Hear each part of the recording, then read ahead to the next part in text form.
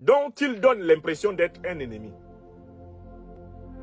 Vous vous souvenez que pendant la campagne de l'élection présidentielle, ou du moins la soi-disant élection présidentielle, Félix Tshisekedi a juré devant le peuple congolais qu'il allait réunir le Parlement congolais en congrès et déclarer la guerre au Rwanda et qu'à partir du territoire congolais, il allait réduire l'armée de Kagame et Kagame en bouillie.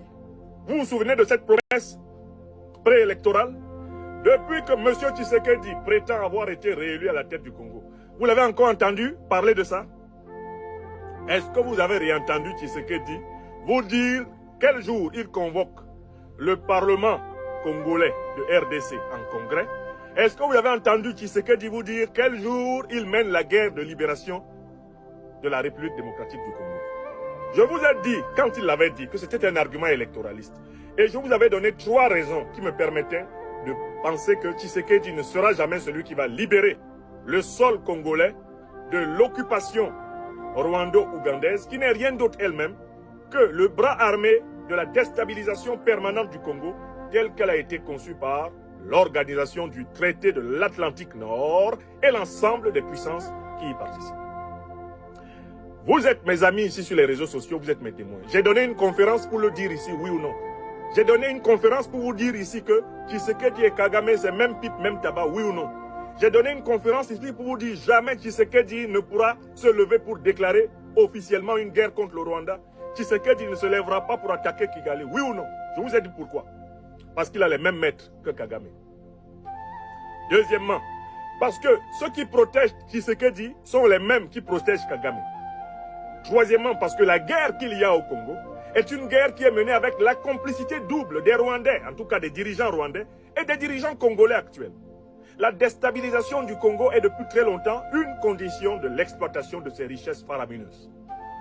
Pour piller l'uranium congolais, l'or congolais, le diamant congolais, le cobalt congolais, le cuivre congolais, il faut systématiquement qu'il y ait à Kigali, à Kampala, qu'il y ait à Kinshasa des suppôts de l'impérialisme anglo-américain, des suppôts du néocolonialisme, des suppôts de la domination occidentale.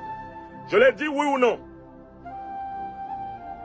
N'avez-vous pas vu Tshisekedi dérouler le tapis rouge au roi des Belges, alors que le grand-père de ce roi est coupable d'avoir coupé 20 millions de bras de Congolais, sans qu'il n'y ait un procès, sans qu'il n'y ait des réparations? N'avez-vous pas vu Tshisekedi célébrer, donner le tapis rouge de Kinshasa à ceux-là même qui ont dissous avec la CIA américaine Patrice Lumumba dans l'acide et qui n'ont gardé de lui qu'une dent en or qu'ils ont daigné restituer il y a quelques années?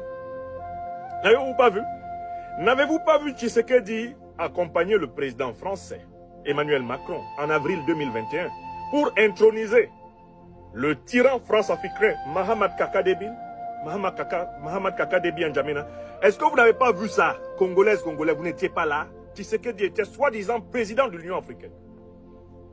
Et il est allé entériner et installer sur plus de 300 Tchadiens assassinés.